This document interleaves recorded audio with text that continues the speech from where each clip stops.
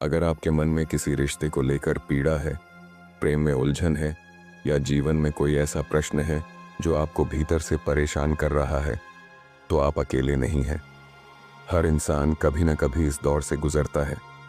अपनी बात कहना कमजोरी नहीं, बल्कि खुद को समझने की पहली सीढ़ी है। अक्सर लोग सोचते हैं कि प्रेम को पाया जा सकता है, किसी को अपने अनुसार बदला जा सकता है या किसी के मन पर अधिकार किया जा सकता है। लेकिन सच यह है कि सच्चा आकर्षण नियंत्रण से नहीं, बल्कि आंतरिक संतुलन और आत्मविश्वास से जन्म लेता है।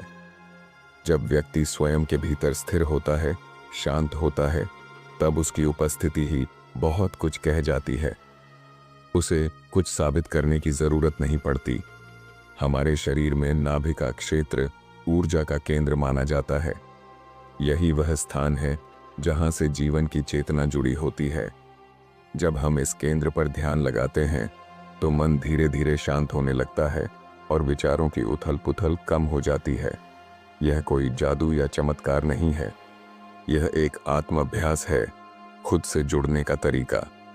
अगर आप चाहें तो किसी शांत समय में सीधी अवस्था में बैठकर या आराम से लेटकर अपनी सांस पर ध्यान देते हुए कुछ पल नाभि के क्षेत्र पर सजगता रखें।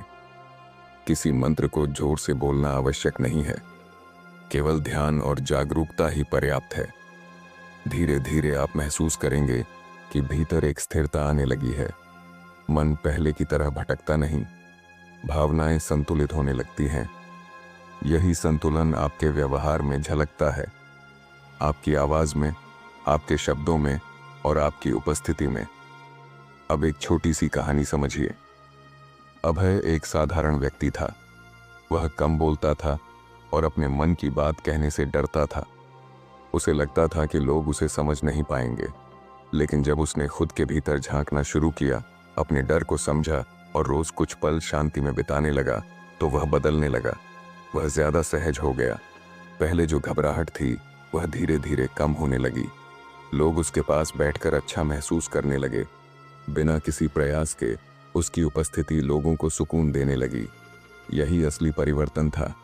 उसने किसी को प्रभावित करने की कोशिश नहीं की, उसने बस खुद को बेहतर